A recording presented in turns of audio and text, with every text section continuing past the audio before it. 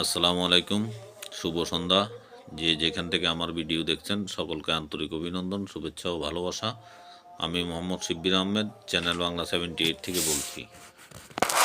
সমকালে একটি রিপোর্ট যেখানে বলা হয়েছে সংস্কার কমিশনের প্রতিবেদন নিয়ে রাজনৈতিক দলগুলোর সঙ্গে সংলাপ ফেব্রুয়ারিতে। খবরে বলা হয় সংস্কার কমিশনের সব প্রতিবেদন নিয়ে রাজনৈতিক দলগুলোর সঙ্গে সংলাপ অনুষ্ঠিত হবে ফেব্রুয়ারিতে। বুধবার রাজধানীর ফরেন সার্ভিস একাডেমিতে সংবাদ সম্মেলনে একথা বলেছেন অন্তর্বর্তী সরকারের পরিবেশ, বন ও জলবায়ু পরিবর্তন এবং পানি সম্পদ মন্ত্রণালয়ের উপদেষ্টা সৈয়দা রেজওয়ানা হাসান।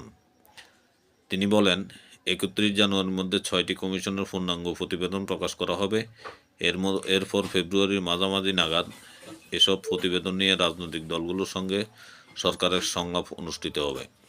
সংবাদ সম্মেলনে রিজওয়ানা হাসান বলেন, কাজের সুবিধার জন্য 6টি কমিশনের কাজের মেয়াদ 1 মাস বাড়ানো হয়েছে। এই 6 কমিশনেরই পূর্ণাঙ্গ প্রতিবেদন 31 জানুয়ারির মধ্যে প্রকাশ করা হবে।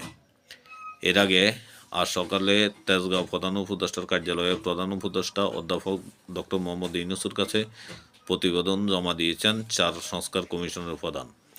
সংবিধান সংস্কার কমিশন প্রধান অধ্যাপক ডক্টর আলী রিয়াজ, নির্বাচন ব্যবস্থা সংস্কার কমিশন প্রধান ডক্টর বদিউল আলম মজুমদার, পুলিশ সংস্কার কমিশনের প্রধান সরফরাজ হোসেন এবং দুর্নীতি দমন কমিশনের প্রধান ডক্টর ইফতেখারুজ্জামান তাদের প্রতিবেদন জমা দেন।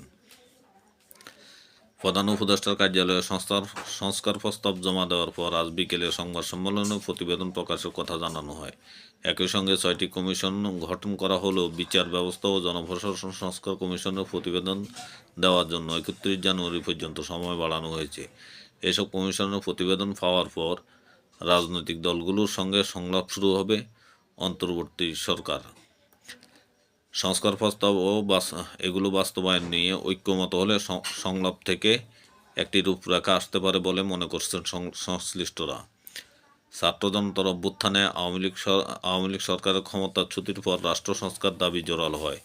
এরও ধারাবাহিকতায় অন্তর্বর্তী সরকারের 6 অক্টোবর এক প্রজ্ঞাপনের মাধ্যমে 6টি সংস্কার কমিশন গঠন করে এসব কমিশনে প্রতিবেদন জমা দেওয়ার জন্য প্রথমে 3 মাস সময় বেঁধে দেওয়া হয়েছিল। সেই হিসাবে 7 জানুয়ারি তাদের প্রতিবেদন জমা দেওয়ার কথা ছিল। পরে তাদের সময় বাড়িয়ে 15 জানুয়ারি করা হয়।